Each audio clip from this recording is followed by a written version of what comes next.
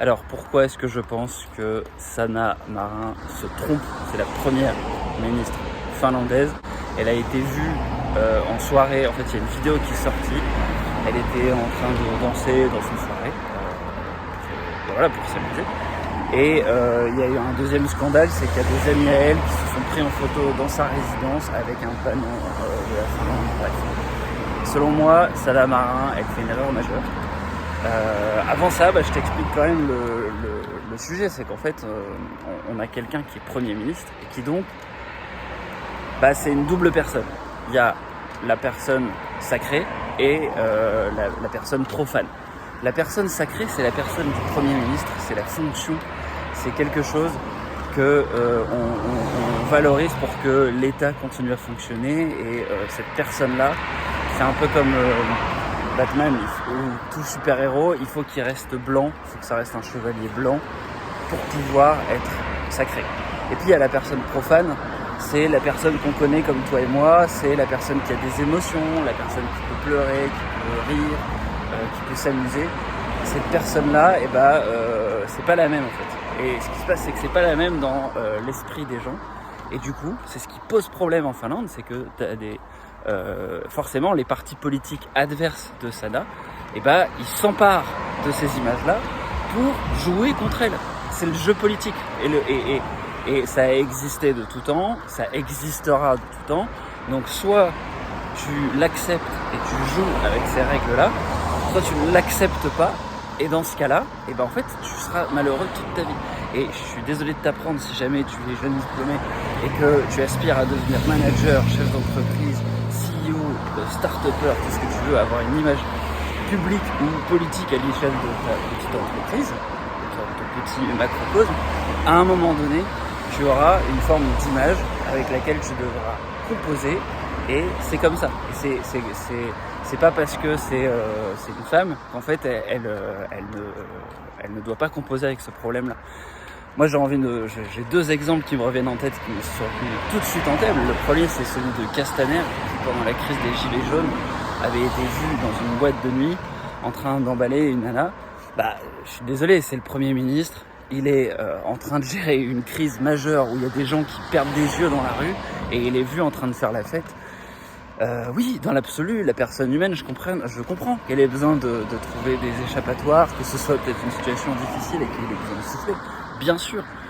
Mais le problème, c'est que ça ne va pas avec l'image et ça ne va pas avec la paix sociale. Le peuple n'attend pas quelqu'un qui fasse ça. Et donc, c'est une erreur de plus. Enfin bref, on rentre pas dans le débat politique, là, c'est simplement c'est même pas un débat en fait, c'est une évidence, c'est sûr que Castaner, il a dû composer avec ça ensuite. Et comment est-ce que tu veux être crédible ensuite quand tu as un message politique et quand tu dis aux Français, quand tu leur demandes de faire des concessions, de faire des efforts, bref, là on va devoir faire des efforts vraisemblablement sur l'énergie. Comment est-ce que tu peux être crédible face à des gens qui ont un discours qui change tout le temps et voilà, bref, c'est un autre débat, on clôt ce débat-là.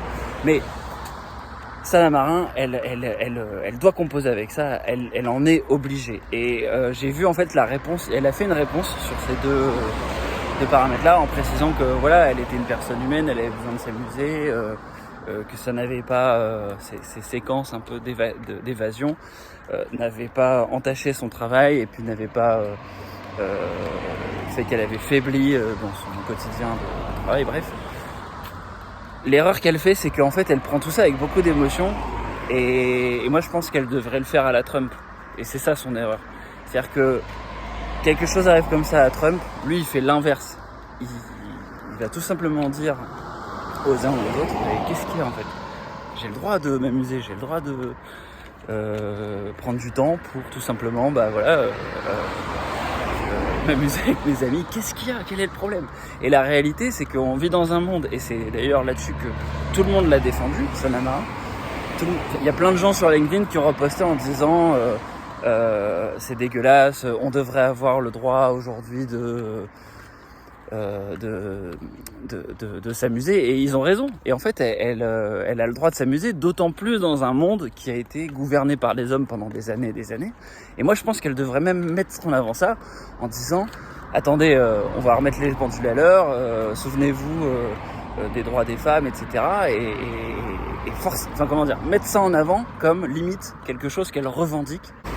Mais c'est, moi je pense que d'un point de vue de communication, c'est le genre de choses où faut être prêt à jouer avec ça. Faut être prêt à dire, mais non, mais en fait, bah ouais. Et alors, qu'est-ce qu'il y a, toi, journaliste qui m'interroge, quel est le problème concrètement ? Et ça, en fait, il faut citer les noms. Il faut qu'elle dise, ok, très bien, en fait, je constate que tel journal, tel journaliste se permet du coup d'avoir tel truc. Et quel est le problème finalement ?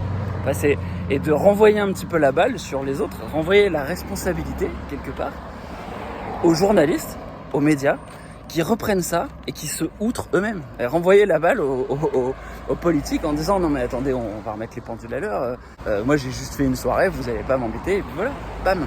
Et ça, moi je pense qu'à un moment donné, il faut être capable d'être assez radical quand tu es en politique, parce que sinon tu te fais bouffer en fait. Et si tu n'as pas cette radicalité, et que tu n'es pas capable de trancher, bah à la fin ça te pose problème. Et voilà. Alors après je pense que c'est quelque chose dont on pourrait débattre pendant des heures et des heures. Je sais pas si c'est une bonne idée de parler de politique sur Active Worker, mais c'est quand même important parce que ça comment dire, c'est quelque chose qui peut arriver en entreprise. Tu peux avoir un chef d'entreprise qui fait n'importe quoi, un manager qui fait n'importe quoi, et que ce soit un homme ou une femme, bah, il faut qu'il sache composer avec ça. Et si c'est une femme, ça peut être utilisé par les machos contre elle, et à l'inverse, si c'est un mec, bah, ça peut être utilisé contre lui. Bref, voilà, il faut savoir composer avec ça. Et du coup, je pense que c'était intéressant d'amener ce sujet-là aujourd'hui. Ça m'intéresserait d'avoir ton avis en commentaire. N'hésite pas, comme ça on continue le débat en commentaire. Et puis moi je te dis à la prochaine. Ciao, ciao.